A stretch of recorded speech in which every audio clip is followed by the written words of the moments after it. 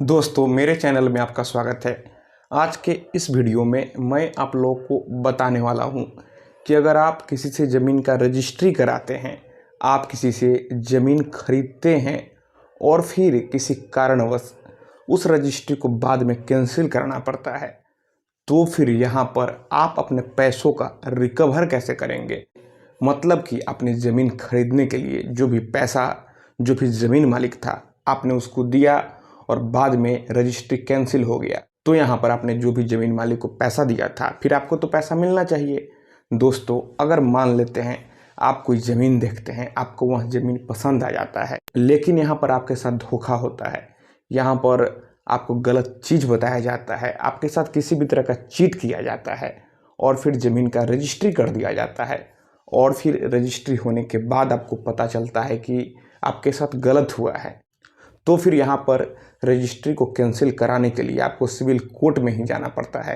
कोई भी ऑफिसर, यहाँ तक कि डिस्ट्रिक्ट मजिस्ट्रेट भी उस रजिस्ट्री को कैंसिल करने का ऑर्डर नहीं दे सकते हैं, क्योंकि उनके पास ऐसा पावर ही नहीं है। एक बार जब कोई भी ज़मीन का रजिस्ट्री हो जाता है तो उसे कैंसिल करने का पावर केवल और केवल कोर्ट को ही है। तो आप किसी भी ब्रोकर के चक्कर में ना पड़े। अब यहाँ पर अगर आपके साथ चीट हुआ है तभी आपको पैसा वापस मिलेगा। अगर आप रजिस्ट्री करा लेते हैं और मन करता है कि नहीं अब मुझे ज़मीन नहीं चाहिए, चलो रजिस्ट्री कैंसिल कोर्ट से करा लेते हैं, तो ऐसा नहीं है। अगर आपके साथ चीट हुआ है, फ्रॉड हुआ है और अगर आप कोर्ट में साबित कर देते हैं तभी यहाँ पर रजिस्ट्री कैंसिल होगा और आपको आपका पैसा वापस मिलेगा। कोर्ट यहाँ पर पैसा आपको वापस दिलाएगा। अगर वह व्यक्ति पैसा वापस नहीं दे तो फिर आप यहाँ पर पुलिस कंप्लेन भी कर सकते हैं, मनी रिकवरी का कोर्ट में सूट भी फाइल कर सकते हैं।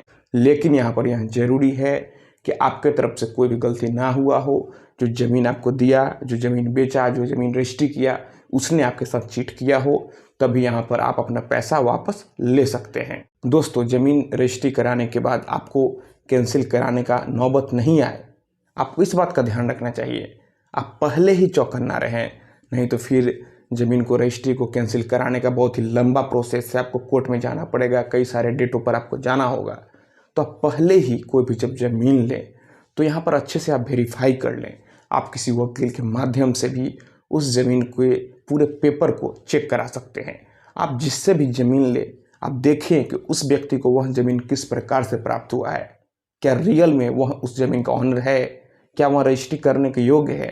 क्योंकि यहाँ पर देखा जाता है कि ज़मीन किसी और का होता है, मालिक कोई और होता है और रजिस्ट्री कोई और कर देता है। कई बार ऐसा देखने को मिलता है। तो आप यह भी चेक करें, फिर आप यह भी देख लें कि उसने अपने नाम से मोटेशन कराया है या फिर नहीं, और फिर उस व्यक्ति का उस ज़मीन पर दखल कब्जा है या फिर नहीं। आप यहाँ पर संबंधित कार्यालय में जाकर रजिस्टर 2 में भी उसका सारा ब्यौरा चेक करवा लें, तभी आप कोई भी ज़मीन लें। तो दोस्तों मैं आशा करता हूँ आपको ये वीडियो पसंद आई होगी। अगर मन में कोई भी सवाल है तो आप बेझिझक नीचे कमेंट बॉक्स में कमेंट करें, और अगर आप हमसे सीधे जुड़ना चाहते हैं, फ़ोन से बात करना चाहते हैं, तो फिर आप हमें इंस्टाग्राम पर फॉलो कर लें। मेरा इंस्टाग्राम पर यूज़र नेम है प्रीतेश1584। तो दोस्तों आप इस वीडियो को अधिक से अधिक अपने दोस्तों और रिश्तेदारों में भी ज़रूर शेयर करें।